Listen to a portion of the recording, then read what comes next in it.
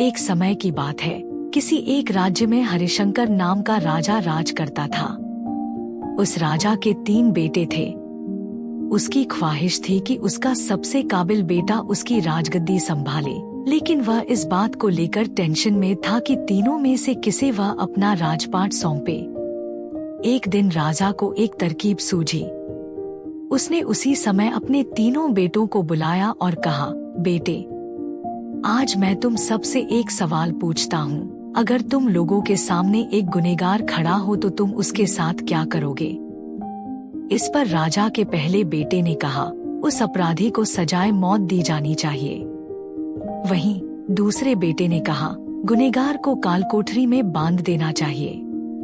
जबकि तीसरे बेटे ने कहा, पिताजी, हमें उसे सजा देने से पहले इस बात की जांच करनी चाहिए कि उसने सही में अपराध किया है या नहीं।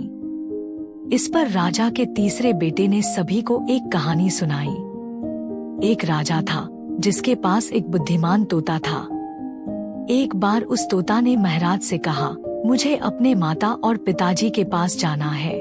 राजा ने उसकी बात नहीं मानी, लेकिन तोता ने हार नहीं मानी। वह लगातार महाराज से जिद करने लगा कि मुझे माता पिता के पास जाने दे। अंत में राजा ने तोता की बात मान ली और कहा, ठीक है, तुम अपने माता पिता से मिलकर आओ, लेकिन वहाँ ज्यादा दिन नहीं रुकना।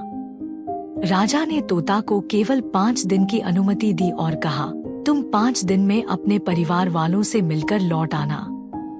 इसके बाद तोता 5 दिन के लिए अपने माता पिता के पास चला गया।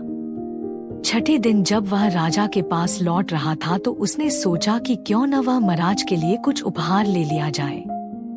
फिर वह पर्वत की ओर निकल पड़ा। दरअसल वह महाराज के लिए अमृत फल लेना चाहता था।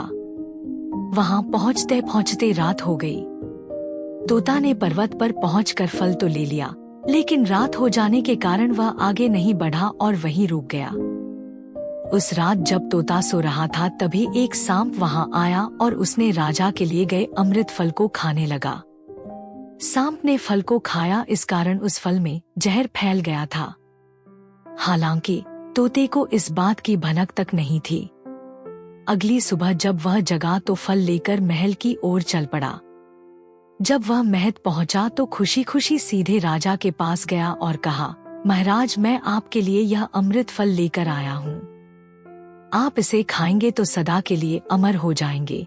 यह सुनकर राजा काफी प्रसन्न हुए। उन्होंने तुरंत उस अमृत फल को खाने के लिए मांगा।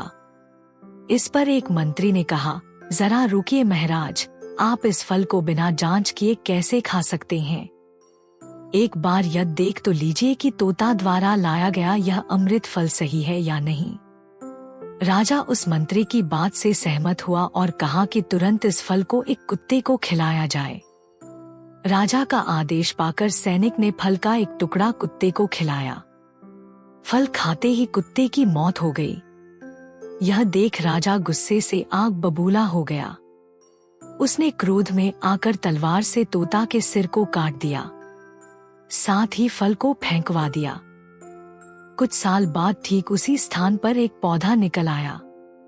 यह देख राजा को लगा कि यह उसी जहरीले फल का पौधा है। उसने सभी को आदेश दिया कि उस पेड़ का फल कोई नहीं खाएगा। कुछ दिन बाद एक वृद्ध व्यक्ति उस पेड़ के नीचे आराम करने के लिए रुका। उसे भूख भी काफी जोर से लगी थी। उसने उसी पेड़ से फल तोड़ा और खाने लगा। फल खाने के बाद वह बूढ़ा व्यक्ति एकदम से जवान हो गया। राजा ने जब यह देखा तो वह आश्चर्यचकित रह गया। उसे समझ आ गया कि वह फल जहरीला नहीं था। उससे बहुत बड़ी गलती हो गई।